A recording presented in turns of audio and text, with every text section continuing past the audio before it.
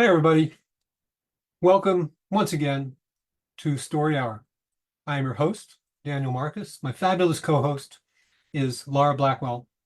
Now, we started Story Hour in the early days of the pandemic, a very weird and scary time. And the intention was just to create a space where uh, we and our writer friends could hang out and share our work and just build some community in a challenging time. And since then, it's just taken off. It's been 4.5 years, and we've had literally hundreds of writers through these rooms from every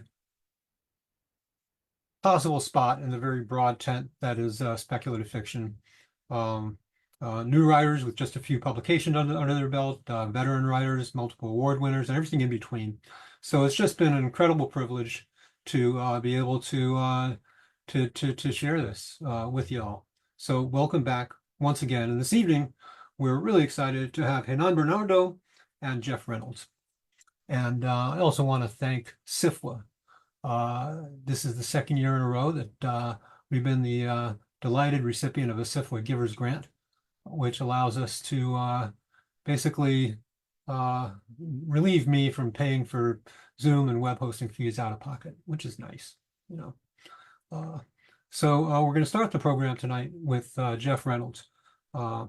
Jeff is a writer born and raised in the state of Maine, which is actually a separate state in the U.S. and not part of Massachusetts.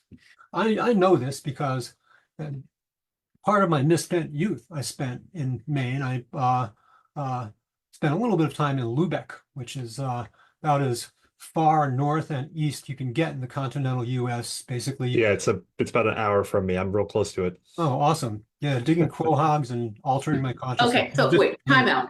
An hour away is real close in Maine? Everything in Maine is very far away. Right. I just drove my son to the airport. He was house sitting for us while we were at Worldcon. It was a 3.5 hour drive to get to him to the Wow. airport. So yeah, Wow.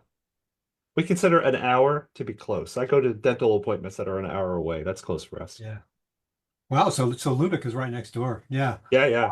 I have just really fond memories. I was only there in the summer, so my memories are like green and sweaty and salty and mosquito-y and just absolutely wonderful. So um, it's also not a wild fever dream of Stephen King. It is a real place. Nice Uh, real place. Jeff's Yes. short stories have appeared in a wide range of venues, including Clarkesworld, Analog, Lightspeed. He's the creator of the speculative fiction magazine subscription Page, and he is a graduate of the Viable Paradise Writers Workshop. And you can learn more about him and his work at trollbreath.com. Jeff, welcome back to Story Hour. Please take it Thank away. you. Thank you for having me. One thing to add at the beginning, I am also the co-editor of Troll Breath magazine, which is releasing our first issue on September 1st. So we're very excited. So go to magazine.trollbreath.com and check that out when you get a chance. I'm going to be reading to you tonight from a story that was published earlier this year in Abyss and Apex called The Frost Giants of Maine. There is a content warning for some light violence and topics of death. Frost Giants of Maine. Someone should have told George Simpson it was a mistake to purchase a property in Maine in autumn after the frost giants had left, migrating north to their winter homes. But the old Victorian at the southern end of Old Orchard Beach looked inviting now that Maine's indigenous wildlife had gone. The color of the fall leaves was at its peak, and the town was picturesque. His real estate agent, Margaret Chinchette, everyone called her Marge or sometimes Bucket, both for her resemblance to one and a reference to her unspoken middle name, didn't bother to mention that the damage he assumed had been caused by a bad coastal storm the week before was actually reminders of Maine's summer visitors. Just look at those lovely views, she said when she showed him the deck that overlooked the water. And they'll be holding the end of summer festival soon. Will you be here to attend? George agreed that the view was lovely. The beach stretched 6 miles to the north, waves lapping the longest white sand shoreline in all of New England. Little houses, a few small inns and resorts, but no big condominiums, no giant hotels. The home had access to a goodly dredged channel that would allow him to berth his 70-foot boat close enough to the house that he would only have to walk a few dozen steps to board her. It was a perfect summer home. It would be a perfect place to retire in a few years. Yes, it's lovely, he said, tapping his fingers on the wood. Margaret suspected he hadn't heard her mention of the festival, but she could smell a sale about to happen as sure as she could smell his Old Spice, so she didn't bring it up again. She liked to say that it was better if you shut up and let the buyer work up a head of steam and talk themselves into the purchase. I'll take it. George spent the winter in St. Louis as workers fixed up the old Victorian. No one seemed to care what he did to the place as long as he had a permit and didn't plan to house any unicorns, which the state of Maine considered an invasive species. He visited his vacation home for the first time in April the following year. He spent mornings looking out the bay windows watching the lobster boats work in the harbor. A winter storm came on tax day, which everyone thought was appropriate. Another hit near the end of April, which wasn't as well received and made a few folks grumble, though it wasn't unusual to get bad weather that time of year. But when May arrived, the weather took the turn everyone waited for each long Maine winter with great anticipation. The last of the cabin fever reliever parties were held, winter jackets were retired to coat closets and cedar chests, and spring officially sprang. Then the Frost Giants returned. For summer folk who bought vacation homes in Maine, wild creatures were a nuisance. They came for the ocean breezes and the beaches. They certainly didn't come to see moose wading through a bog or a wild phoenix flitting among the pine trees. Frost giants were a wicked pisser for these folks. On June the 3rd, George stepped out onto his deck to enjoy a morning that gave hints of a warm day to follow when he noticed movement. Stepping between homes clad in shingles weathered gray from the salt air came one of the frost giants with what passed as delicate care for something 12 feet tall and nearly the same mass as an elephant. The folks gave the diminutive giant no more than a passing glance before returning to their washing, shopping, lobster trap repairing, and beach strolling. Everyone called him Stumpy on account of he was about a head shorter than any of the other frost giants. A terrier decided to follow him down to the surf, barking and nipping at his heels, but opted not to follow him into the chilly waters. Stumpy waded out several hundred feet from shore and plopped down without ceremony into the ocean. The resulting wave doused the terrier, and he ran off yelping. George had already rung police dispatch by then. 1022, what's your emergency? Carol Michaud answered. She'd practiced the line 100 times when she'd gotten the job and had it down pat to where she could say it without sounding flustered. She had a knack for recitation and thought perhaps she might be able to make it on Broadway since she could sing, too. But everyone who knew Carol said she sounded like a duck being run over by a logging truck when she sang. Not to her face, of course. They weren't mean, just honest. There's a disturbance at the beach, George told her. A wild animal. Well, this will Carol better than coffee. Nothing interesting ever happened at Old Orchard Beach, at least not until schools had let out for the summer and the teens started sneaking booze from their parents' liquor cabinets and setting fires into the pier. What sort of creature, sir? She asked, excited by the prospect of a good story to tell. One of those giant people. George had gotten so flustered he couldn't remember what they were called. Carol lost the head of steam she'd been developing. Frost giant, they're early this year. Why are they here at all? George sounded like a man who was about to lose his washing to a stiff breeze. Native species, indigenous to northern states and Canada. They're protected by law, but I think that's just to keep folks from doing something stupid. They get wicked pissed. George cursed. I know what a frost giant is, he told her. What you haven't yet told me is what you're going to do about it. There's nothing we can do, sir, she said, as patient as ever. She'd practiced patience, too, with her nieces and nephews when they kept asking why the sky was blue or why female centaurs had breasts instead of udders. I'd suggest staying away from them. They sometimes forget to look where they're going. She hung up on George. By then, a second frost giant had joined the first, wading further into the bay, waves from its passing legs rocking the Wilhelmina, which putted around the harbor picking up lobster traps. The captain turned a few points to starboard and gave them a wide berth. George walked back and forth along his deck, his face bright red, muttering loudly to himself. In another state, they might have taken that as a sign of madness and had someone check on him, which probably would have saved the town a lot of grief in the long run.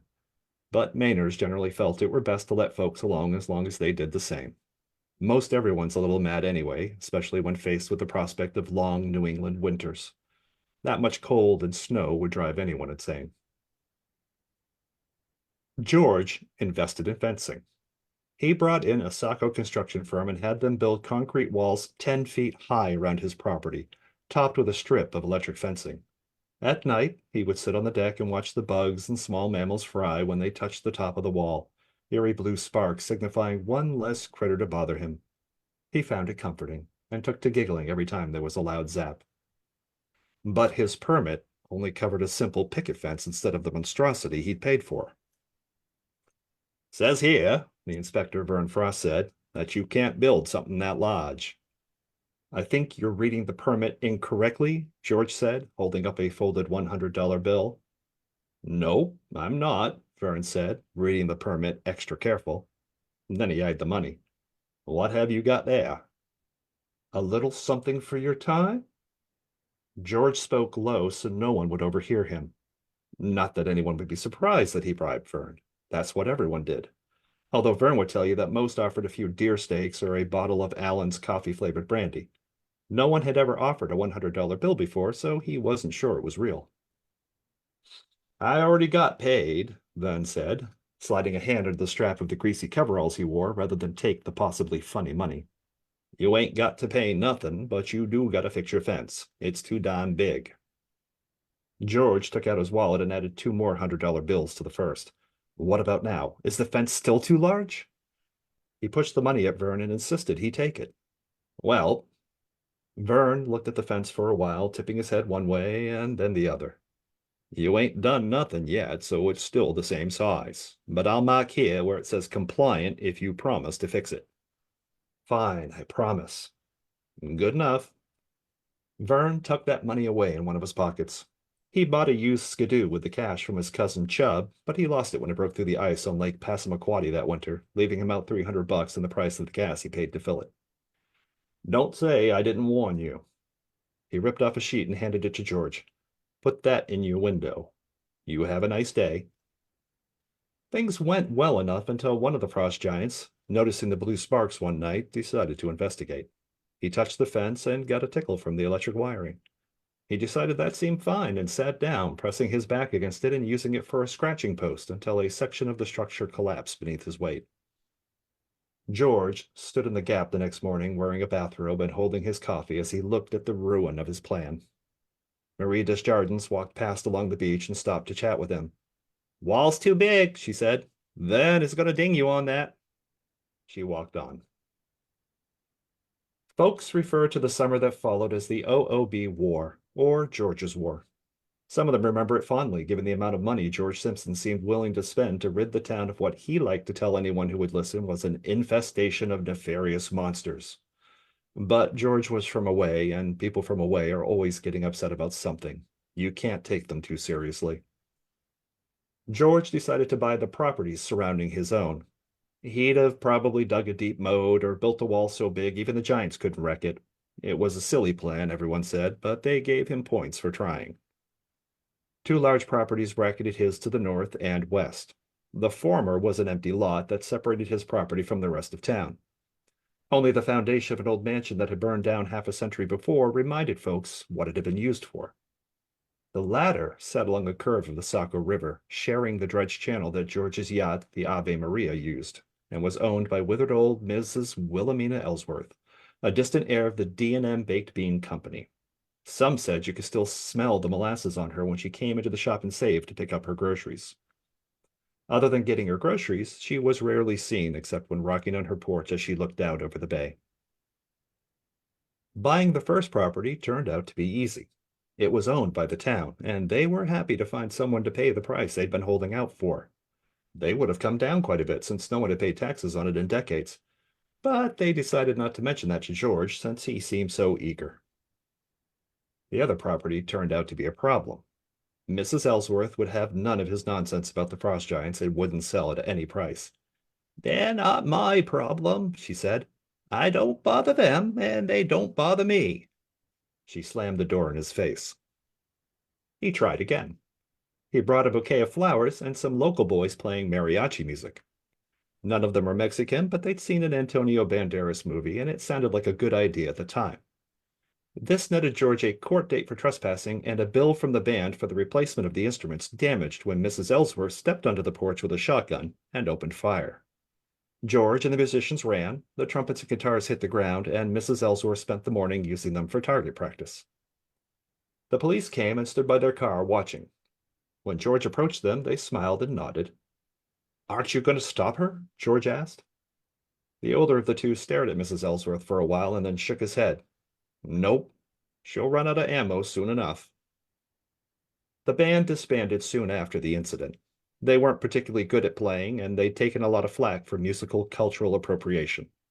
Two of them became the core of the new wave punk rock country group Flounder, which released 2 gold records, including the hit single Harpy Take Flight of My Heart, and were widely considered responsible for the death of rock and roll as an art form. Maine was very proud of them. With the July 4th holiday approaching, the beach was packed. The Frost Giants numbered in the dozens now, spending much of their time splashing in the water or playing catch the boulder. They were pretty good at it too, which made everyone happy since the boulders were the size of Buicks.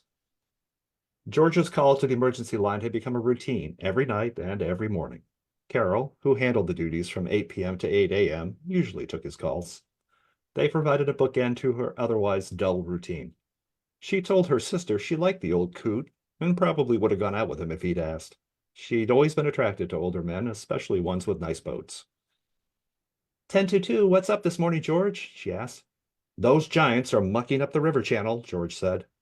Well, that's not so bad, is it? They're bumping my boat. They might sink her. Carol could hear the noise of cracking knuckles as he squeezed the phone.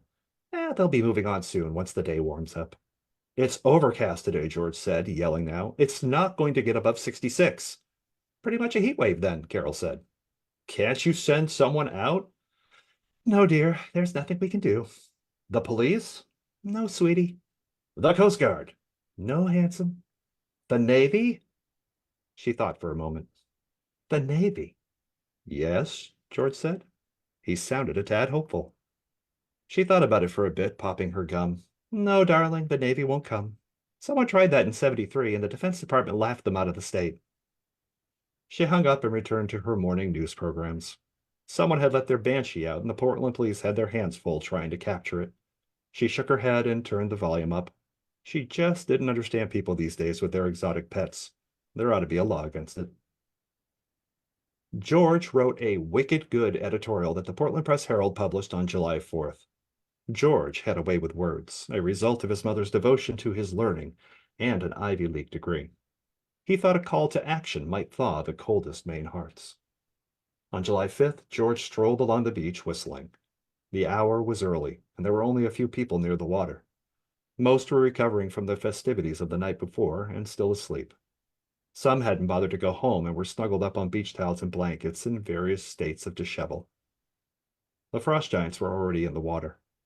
George watched them and waited as the sun rose over the horizon, as pretty a shade of pink and orange as he could wish for. When a young couple approached, walking arm in arm down the strand, he stepped in front of them. Do you see those ugly beasts out there? He asked, nodding in the direction of the frolicking behemoths. The man shrugged. All the time. The woman pressed against him, grinned. Pretty cool, ain't it? We ain't got nothing like them down in Boston. George frowned. Do either of you read the newspaper? They walked around George, and the man spoke again. Newspaper? Who reads papers anymore? Before they were out of earshot, the man asked the young woman, What was your name again? She laughed in response. The rest of the day was much of the same. Few had read George's rousing words. Fewer still cared either way. No one had been persuaded by George's arguments that the Frost Giants should be run out of town by the army. Only Owen Grigsby, an old lobsterman who cast his traps off Pine Point, seemed to agree with him. Darned if I don't pull up a foul trap about every other day, he said, chewing on the stem of his pipe. Them giants gets the lines caught up in their toes and they crush the traps. We should have them put down, George said. Well, Owen said, squinting at the giants who were splashing each other and sending small tidal waves onto the beach. I don't know about that. I just like it if we can keep them away from my traps. Would be a mite bit messy if we started killing them. Big corpses, you know. Gotta cut them up. Might not kill them either. Might just make them angry. He went back to mending his traps, mumbling about strange folks from away, and George went home. The surge of support he expected from the letter never came, though he received a trickle of sympathetic notes. One elderly woman from Bath sent him an apple pie with a postcard that said, "Might as well get used to them, dear. I have." The pie was delicious. The guard dogs George bought wouldn't go out at night and knew better than to bark at people the size of houses. He turned them over to the Humane Society shelter after 3 days of watching them hide behind the sofa when the giants came close to the house. The Banshee took one look at the giants and fled north into the forest. She was a lot smarter than George, apparently. In desperation, George turned to the internet. You could get almost anything on the internet. Razors, cars, lingeries, homes, vacations, pets, even entire orchestras. There were other sites as well where you could hire killers, men and women from around the world who, for a large sum of cash, would hunt down a problem for you and put it out of your misery. Monster hunters from Italy and Israel, trained by their country's armed forces and who specialized in the task of eradicating monsters. He hired two of the best, a Russian team who referred to themselves as Boris and Natasha. 127 confirmed kills, 23 of them against the monsters of the world, and reputed to have killed off the last Wendigos of Canada. Their prices were insane, but George had plenty of money. They flew into Portland International Jetport one late July evening. George had a driver pick them up and bring them back to the house where they spent the night in a guest room. When they'd settled, George locked himself in the panic room he'd had installed in the basement. He'd taken one look at them and figured it was better to be safe than sorry. George got up early, like always, and got himself his coffee. He looked out his kitchen window up the dark length of beach, the east only now growing gray with the approach of dawn. He'd taken a sip when a sharp crack split the morning air. Startled, he dropped his blue mug and it shattered on the floor. Halfway between his home and the boardwalk, a blossom of fire erupted. The explosion woke pretty near everyone in town who hadn't already been awake.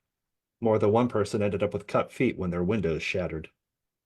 Then there came the rapid fire of a machine gun.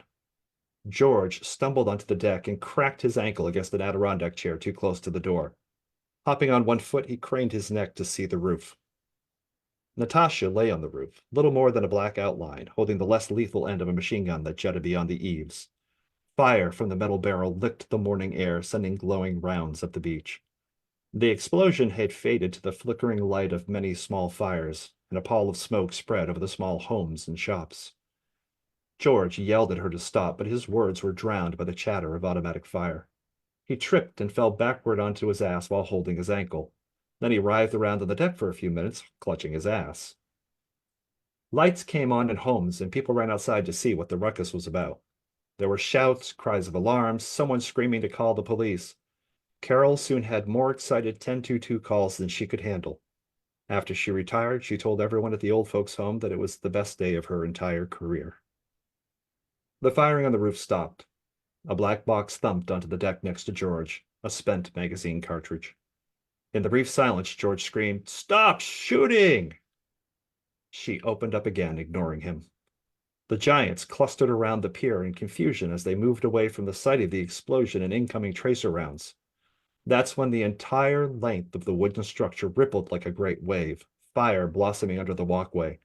The boardwalk went up in that second explosion, showering wooden splinters in all directions as fire consumed it.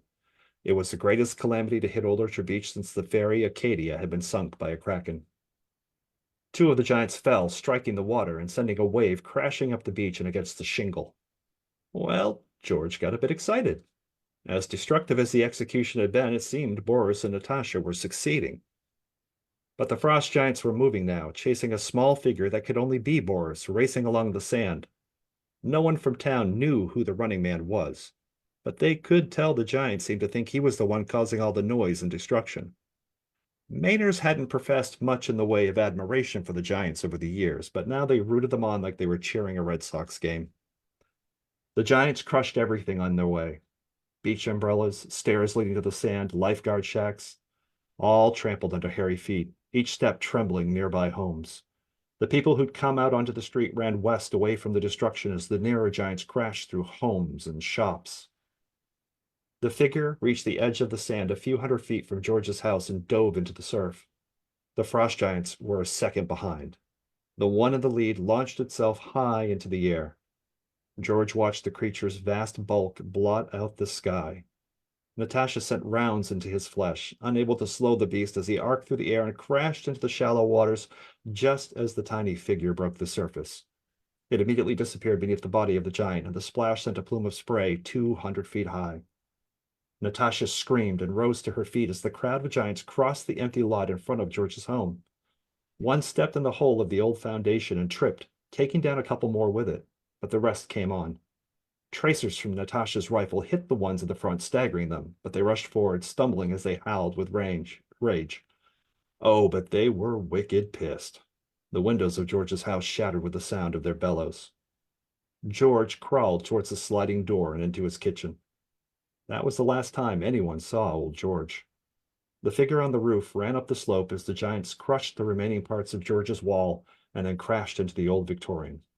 The structure collapsed under their weight. Natasha fell backwards into the debris, disappearing in a cloud of wood and plaster dust.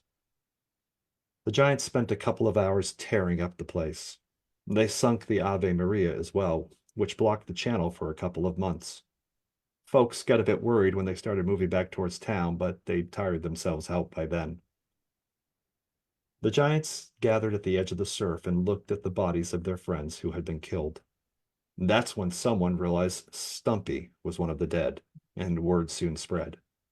A few people might have killed George themselves at that point if he'd showed his face. Stumpy was as close to a town favorite as any frost giant, and it hit people pretty hard. Folks kept well away as the giants picked up the dead bodies and carried them off into the woods. When the giants returned to the beach the next day, it was as though nothing had happened, other than there were fewer of them, and a lot of folks were still upset about Stumpy.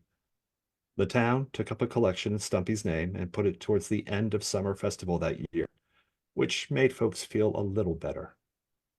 A year later, when they dredged the new channel next to the remnants of George's house, Wilbur Claiborne and his sons found the body of Boris buried in 6 feet of mud and silt. The weight of that giant had driven him right down deep into the muck, and he'd been preserved by the coldness of the water. They had to call in the Coast Guard to help defuse the explosives strapped to his belt. Vern enjoyed the television notoriety and spent the next few days being interviewed by the local news and picking up free beers down at the Serenian Lodge by retelling the story to anyone who asked. The townsfolk picked over the remains of George's house. It was a tragedy, but there was a lot of good wood to be had. They put some aside, planning to use it for the festival bonfire, a small good from a bad ending. They eventually found George's body locked in the panic room. The door might have been damaged. The door might have gotten damaged during the attack because they needed a blowtorch to cut it open after they found it. Or maybe the giants broke the handle on purpose to keep him in there. But he died there in that dark hole, and some thought that was better than he deserved. That fall, Mainers gathered to watch the migration of the frost giants as they returned to their winter homes. Along the route, people tailgated from the back of their pickups and station wagons, applauding and whistling in appreciation, trying to make up a little for what George had done. The giants ignored them, muttering to each other in their own guttural language about the strange little people from away.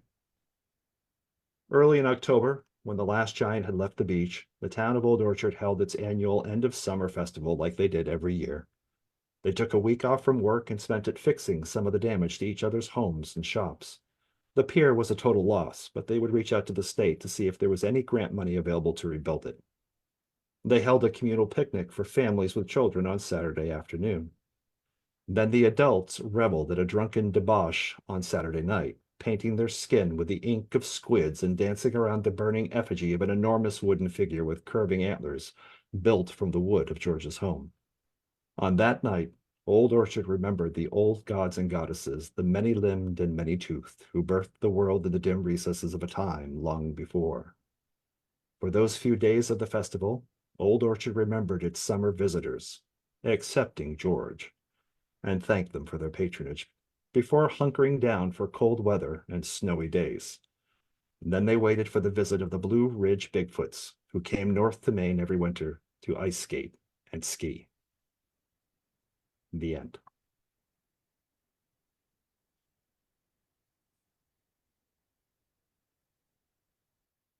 Ah, that was awesome. Thank you so much. I Thank really you. enjoyed that. Um, hmm, fun. Ah, all right. Well, it's our custom to take a breath between stories so we can sort of just cleanse our palate, so to speak, create a little space in our brain for the next work. But that was Jeff Reynolds, everybody. Thanks again. Really great story. A lot of I've fun. been waiting to read that. I've been wanting to do my main accent for so long. It was so good. I told you I grew up here. Well, you really capture the regional thing, really just spot on. It's so good. I Thanks. don't know what Thanks. the accent's supposed to sound like, but I know it sounded comfortable because I've heard a lot of people trying to fake Maine accent, Yeah, yeah. and it I used doesn't to. sound like that. You ever Right. watch Murder? You ever watch Murder, She Wrote? Yeah, a long time ago. Remember Tom Bosley on that show, the cop? Uh-huh. He played the cop. Oh, I hated his accent. It was so fake. It Yeah, I drove me remember it being nuts. pretty dense. Yeah. Yeah. He And he, most he of that slathered was, it on thick. Yeah. they used to film that in Mendocino, California anyway. Did they? Yeah, yeah, until Angela Lansbury just couldn't handle being away from Broadway so long, I think, and then they moved it out. Yeah. All right. All right. Just a moment. Chill. Regroup.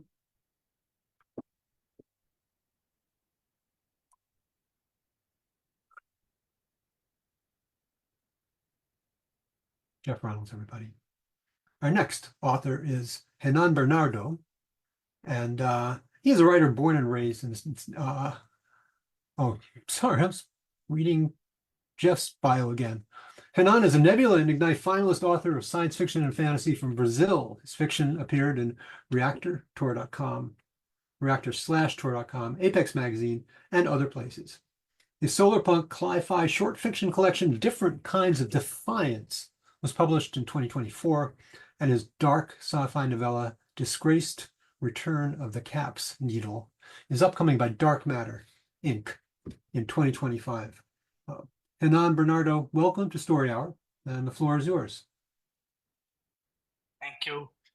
Thank you for having me. Thank you, Dan. Thank you, Lara. Thank you, Jeff. Your story was amazing, by the way. So, my story is called A Shoreline of Oil and Infinity. And as a content warning, I would say that it has mentions of death and mentions of loved one's death. So let's go. And good morning, Victoria. The water is cold today. Victoria switches off the feed from her lenses and pats the tattoo's shell, kneeling before it. Hey, Conchinha. She brushes off the excess of crusted oil from the bot, scanning her fingerprint to open its main compartment. A wave breaks on the shore, sprinkling on her face and the bot. Let's see what we have here. The tattoo whirs, almost purrs. She plucks out the cylindrical cell from its rounded back. More darkened water. She doesn't read the full report, but she can guess what it contains pretty well. Heavy metals, volatile organic compounds, hydrocarbons. All there is to know in Barras Novas waters these days. Layers of oil expand across both sides of the straight shoreline, coating the ounce-gilded sand. Patches of darkness suffusing the air with the stink of hydrogen sulfide that in the past made the kids call that beach the coast of broken eggs. Andrea's kids, Victoria always thinks of them as her stepbrother's children, though not one of them was his by birth. Victoria tucks the tattoo's cell. The biome packs into her backpack and passes it over her shoulders. Thank you, little one. Add that samples report to what we have and update our graphs. She taps the tattoo's shell and it beeps, a strip of light gleaming blue along its surface. She sprays a water sorbent dispersant solution over it and wipes away the oil smudges from the bot as best as she can. Not enough. Never is. Oil impregnates everything, from the sand to the waters, from her tattoos to her grimy fingernails and her greasy curly hair. At home, it isn't rare to find small patches besmirching the parquet flooring, breadcrumbs leading her back to the beach, back to her work. And if she could look, there would probably be oil within her soul too. She lifts Conchinha to her thigh. It uses its suctioning legs to glue easily to her moccasin suite's fabric. She blinks and opens a channel with the tattoo central server, an incredibly unsophisticated computer chassis open at her desk, right next to her window for better ventilation. Her eyes fleeting, she selects 7 of the tattoos and resumes her walk across the beach, feet sticking to the oil, parting the rhythmic canticle of waves. Baranova was never crowded. Even before the spill, the coast was a temple for peace, a defiantly silent shoreline against the violent backdrop of the waves that pull in and out, receding with intensity as if wanting to feed on the beach's serenity. Now it's more than empty. It's deadened. She's the only one as far as the eye can see. Across the road up the beach and on her left, houses line up, mostly left behind by families who couldn't withstand the staining of their horizon. On her right, Petrocargo, the 500-meter supertanker, had been wrecked for 5 years, a looming ruin obtruding from the water, memory of a deceased way of life, with its exposed pipes and its corroded reddened deck slightly bent toward the beach. "Oi, little friends," she says to the tattooist she summoned. They assemble around her, skittering across the sand. 3 stick to her legs, and the smaller ones infiltrate her pockets. She doesn't even see them arriving, but knows they're there because her lenses flash with brief yellow icons. "We have more healing for today, and destruction for some of you," she grins to herself. There are over 2,000 tattoos spread along Barra Nova Beach. Petrocargo and the enormous Saquarema. There are over 2,000 tattoos spread along Barra Nova Beach, Petrocargo, and the enormous Saquarema Lagoon, at the other side of the few blocks that cut the shore. All tattoos have multiple directives. They could analyze the damaged environment to bring her data to act upon. They could pick up trash in an almost old-fashioned way, sucking it into their compartments. Or they could bioremediate the shoreline, spreading the adequate mixtures and trying to maintain ideal conditions for its recovery. A tattoo pings her lenses with an interrogation mark. It comes from the water. She turns and crouches. It's Joaninha. Some of the tattoos she recognizes at a distance. Joaninha is one of them. A giant version, at least in appearance, of the late bugs she used to let scamper across her fingers in her home's backyard, while Andrea separated the fishes of the day into different baskets, whistling songs she could never recognize. He even painted Joaninha's shell with black spots, only to realize later that the oil blotted it with cruder, fuzzier blemishes. "I love all of you," she says, "but I have to confess you all stink a lot." Not rotting eggs for her, but gas stations. Another kind you stop by to eat snacks and catch a beer on road trips with your stepbrother. Victoria loads up Joaninha's feed when it approaches. "Hey, Victoria, I found a fishing lure." Victoria bites her lips and clumsily presses her fingerprint to unlock the compartment and remove the cell. Her heart acts funny. She fidgets with the lid and lets the contents drop into her hand. A blend of stick-oiled water, sand, and a small tarnished swordfish with widened eyes. One of Andres' lures. Victoria had only ever fished under her stepbrother's watch, and never considered she knew anything besides how to clumsily spool a reel. What she really liked about it was to sway in the Rainha Janaína, André's motorized boat, with perhaps 5 or 6 children from Saquarema. The scent of coffee and salt and fish hanging like spray in the air, while André told stories in his lilting, mesmerizing voice. Of raging storms, of gleaming fishes sparkling like lightning underwater, of the languages of the tide, of the motherly realms of Iemanjá. André always fished on Saquarema Lagoon, and it was easier to find him there than at home. Though they lived together, he often slept in a rented shack by the lagoon's coastline, and sometimes on the Rainha Janaína, with the nightly breath kissing your cheeks, as he put it. The sea was Iemanjá's body, he used to say, so that was not his realm to disturb. The lagoon, on the other hand, was Iemanjá's soul, a gift to the people of Saquarema, its salty body of water separated from the shoreline by a cluster of streets and houses less than a kilometer wide. At times, he removed his necklace, a small green lure depicting a silver side, and closed his eyes at the bow of the Rainha Janaína, mouthing words of security and peace to the mother of all orishas. Other times, he sat on the gunwale and asked questions of the kids, hanging shiny, colorful fishing lures on his long black bird. Whenever one of them got a correct answer, he would let them pick a prize. What's the first thing to do after catching a fish? What are our lines, hooks, rods, reels, baits, lures, gaffs, and nets? How do you fish under the gaze of Iemanjá? And most important, not a question at all, but an aphorism, almost a request he always said at the end, delivering the kids back to the pier. We have to occupy the evil places and make them good.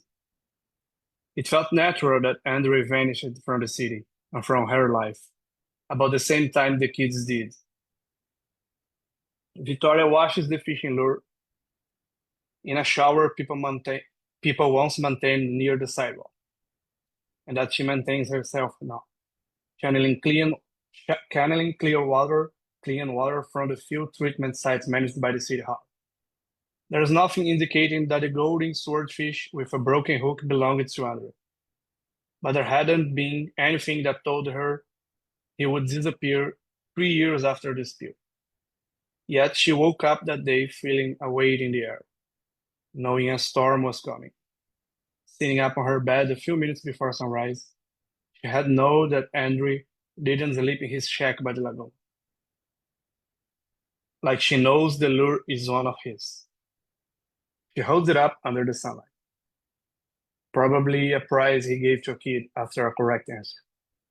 Something later abandoned as the kid moved from Saquarema and forgot about the black-birded man of the lagoon, the lure magician, the birded man of the waters that silently walked around the city center buying groceries and fishing equipment, but who never held back from teaching them new stuff. Joaninha, where did you find this? She holds it in front of the tattooist scanner, a mere black dot at the front of its shell. But she only asks because she likes exact answers. At the place I don't like. The coordinates follow. Victoria raises her head and stares at the horizon she would like to get rid of. She tries, day and night, unceasingly. Some of her tattoos are equipped with biomethylation models to help corrode petrocargo. But deep down, she knows it will never happen. No company, no government will ever come to remove the supertanker from her beach, from Iemanjá's body. And during her lifetime, no amount of tattoos will ever be able to make that record temple of evil vanish like what happened to the real tattoos, the mullets, the bicudas, the kids. The nightmares are the worst. They often come when she spends too much time thinking of petrocargo during the day. She can scrub oil stains from her parquet flooring, but she can ever wash away the blackened blood that leaks out of her arteries when she's dreaming. She is often in the municipal cemetery during those dreams.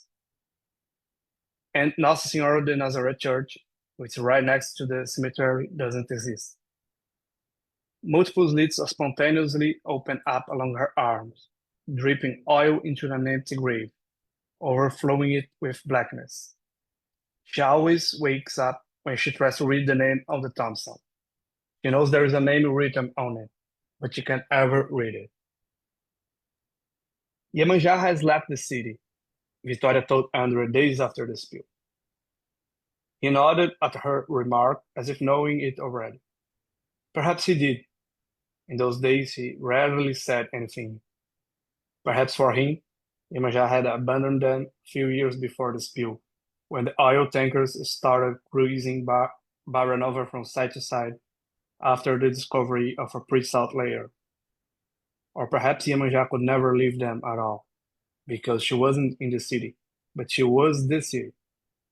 All those questions wandered through her mind at the time, but she never did ask him.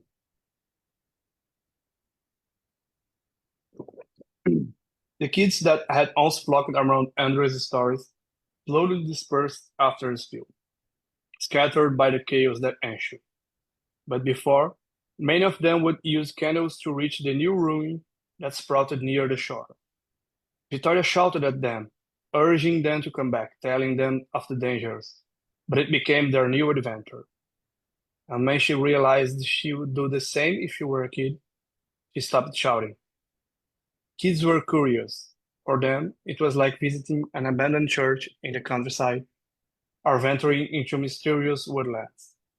Instead of uselessly scowling at them, Victoria would find unspoiled patches of sand to sit on and hear the gurgling of the waves, uselessly trying to wash away the oil by closing her eyes. The wind plucks at her dress. The scent of candle wax leaks out from Nossa Senhora de Nazareth Church behind her, the indistinct candle of a mass seeping through the salt and oil across the air. She flicks the golden swordfish between her fingers, sitting on a stone and overlooking the municipal cemetery, Tacorema Bridge, and the lagoon beyond it.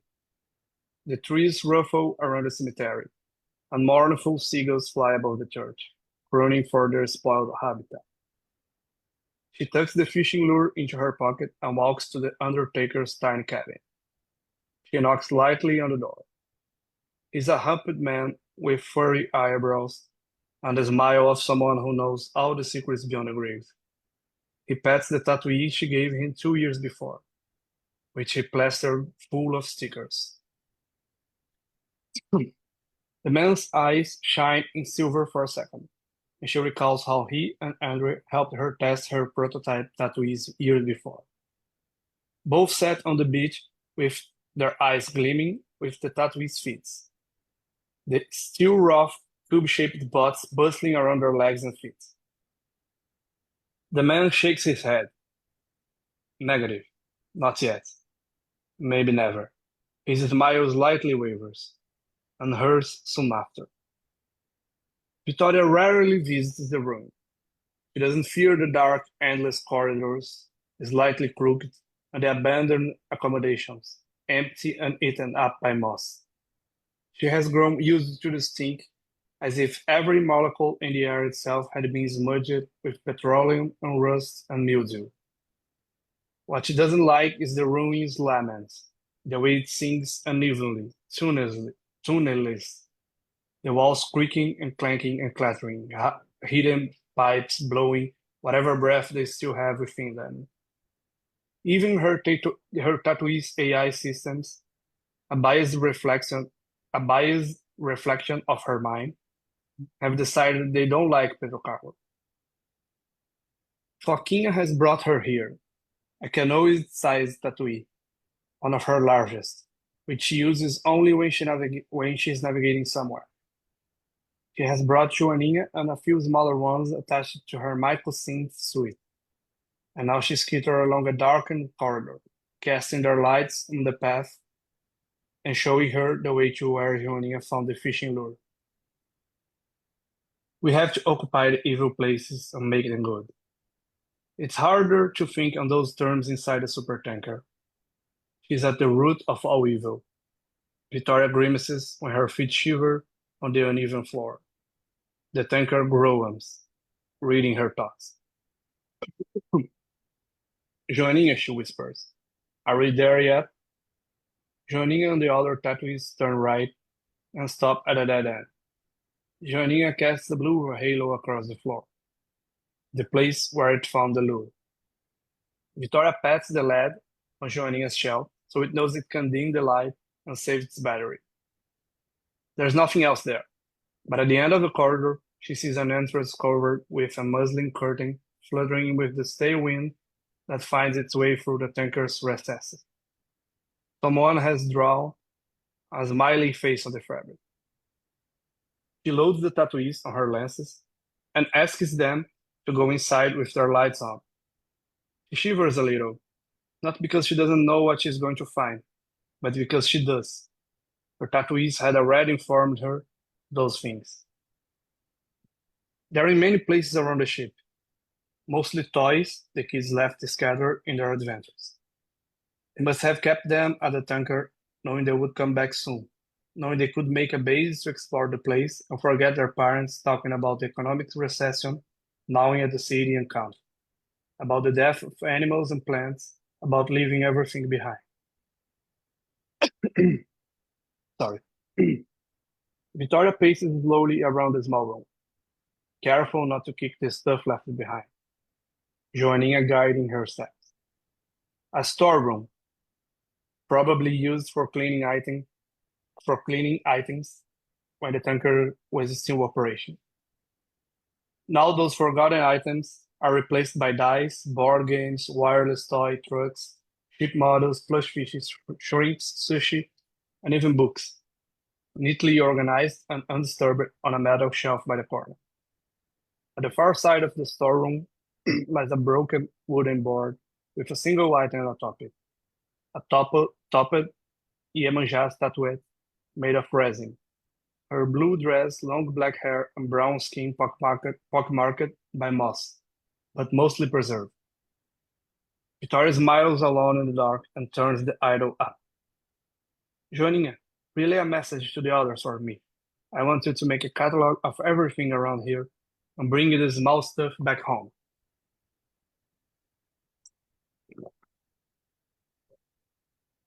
The last time she saw Andre, they were aboard the Rainha Janaína. He had taken them to the middle of the lagoon, to the most equidistant part from all the shores, as if he wanted to escape the city by infinitely converging into the water. Andre had a dead carapicu on his lap with glazed, unfocused eyes and greenish spots smudging its scales. So far into the lagoon, the wind didn't reek of oil, but a mustiness clung to the air.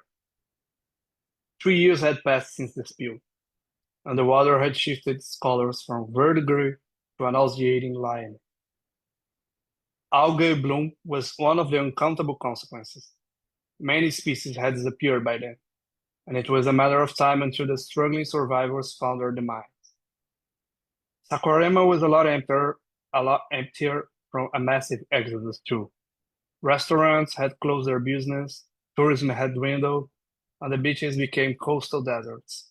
Even the kids risking themselves sneaking into Petrocargo had moved away with their families, their friendships disbanded, their adventures a memory. Andrew had always been a silent man, except when telling stories to the kids. That day, he said only one thing. How can you occupy an evil place that big in Mania? He didn't take his eyes off the dead fish on his lap. Victoria remained silent then, but later, reminiscing about that day, she realized Andre really wanted to know her answer, if she had one. She didn't anyway. They stood quiet for many minutes, the wind spraying salt on their faces. Andre always liked quiet moments, most of all during those last days. All Victoria wanted was to sway lightly with the boat, to stay there with her stepbrother, as quiet as they used to be when their mother died. She was 16 years old then. and they sat mute on the backyard grass to avoid waking up their father's ire for whatever reason. Andre had saved her life once. Their father wanted them to work on the docks like him. For him, it was the only work his children could ever do because he had bred such whiny weaklings. Whenever his Fiat Uno roared into the garage, Victoria was prepared to leap across the backyard wall and disappear with a duffel bag into the streets leading to the lagoon. Sometimes she would spend hours away from home, and when she dared, she would sleep at a friend's, or even, as she did twice, walk 8 kilometers along the beach, hoping it would stretch and become infinite. She couldn't stand her father's lessons, which often involved going with him to the docks and carrying heavy boxes from place to place in what seemed to be purposeless rearrangements. And every time she fled, it was with the knowledge that later she would have to hear screams and sometimes a glass or a plate breaking. But as long as Andre stood grave like a totem by her side, her father wouldn't touch any of them. And Andre seemed to know exactly when to be there. When she started enrolling in online automation class, Andre watched in silence behind her, sometimes whistling lowly, a sound that calmed her. And when she started assembling shell bots for her projects, she glimpsed the smile underneath his shaggy bird. She told him she wanted to live in Rio de Janeiro for a while, just to graduate in control and automation engineering. So he stole his father's Uno and drove her and her bulk luggage there.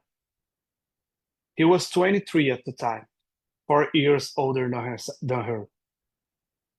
She knew he spent months, perhaps years, listening to sermons and hearing how despicable a son he was for dumping his fragile little sister in a giant city. When she came back 5 years later, her father had already vanished with his Uno. She thought of asking Andre if he did something, anything that could have scared him away. But she didn't. Silence had always been their friend.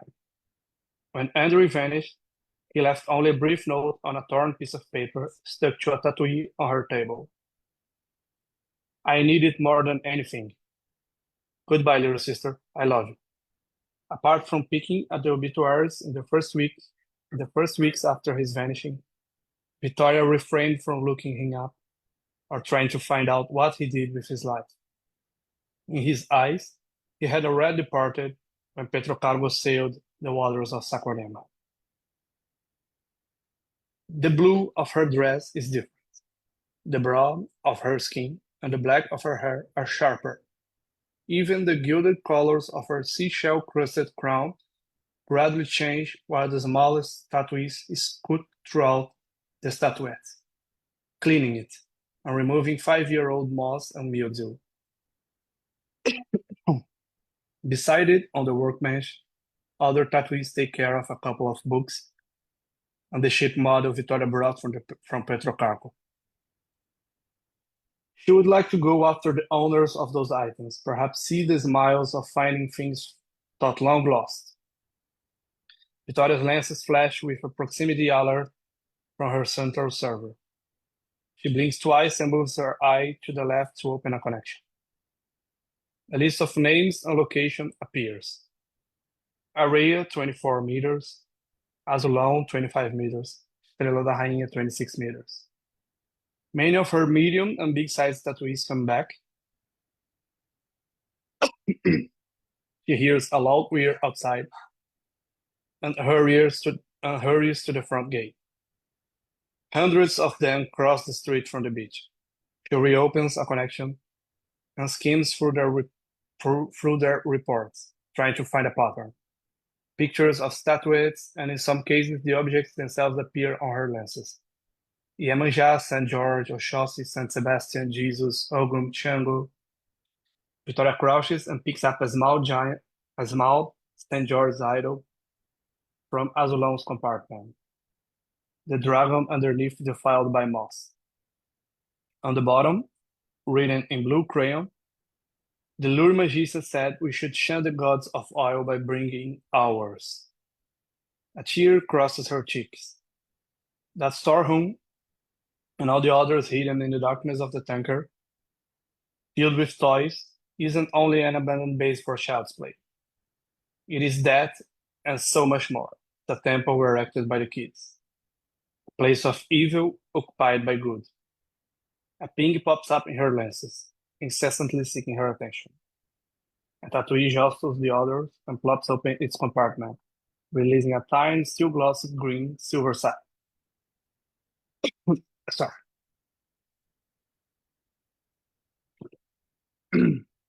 She doesn't always dream of graves and oil.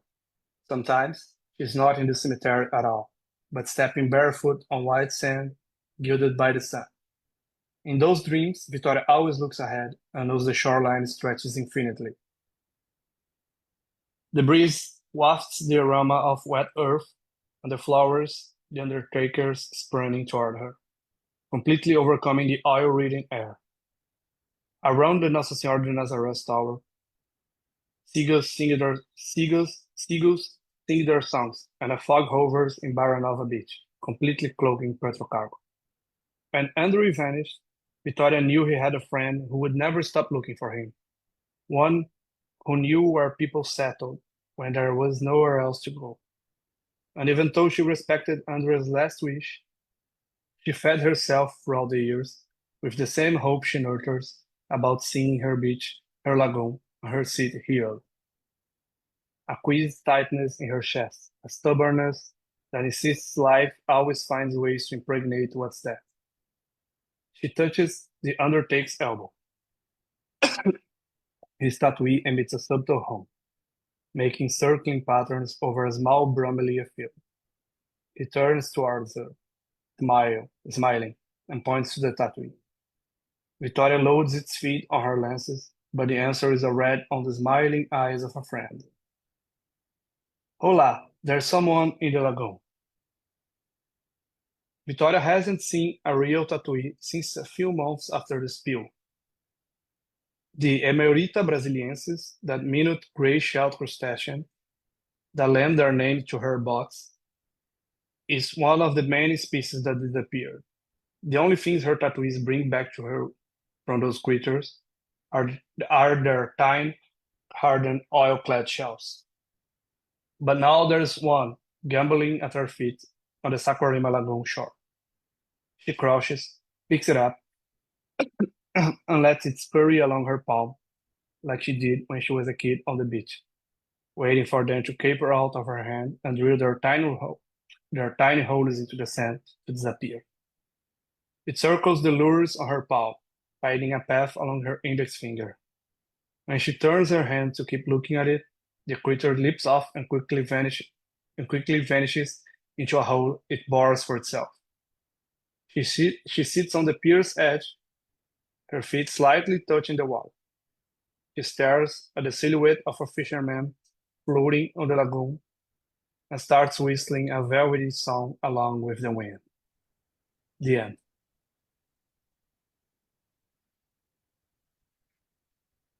Wow. That was awesome. Lovely work. Thank you. Thank you so much.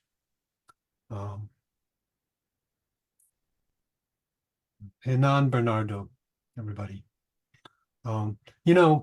Sometimes we get Thank you. stories that are thematically sort of similar and we get this whole sort of unified program. And other times they're very different, just from completely different sectors of the speculative fiction realm. And that's fine too. We get to inhabit just two completely distinct realities in one short hour. So great work, both of you. Thank you so much for joining us. Renan Bernardo, Jeff Reynolds, please come on back anytime. And you all please come back and join us next week when we will have Kelly Owen and Nicole M. Wolverton. So want to thank our authors, of course, Renan and Jeff. I want to thank my co-host, Laura Blackwell. And I want to thank all of you for coming back every week and giving us all a reason to share this time together. So until next time, we'll see you soon. Good night, everybody. Thank you. Good night.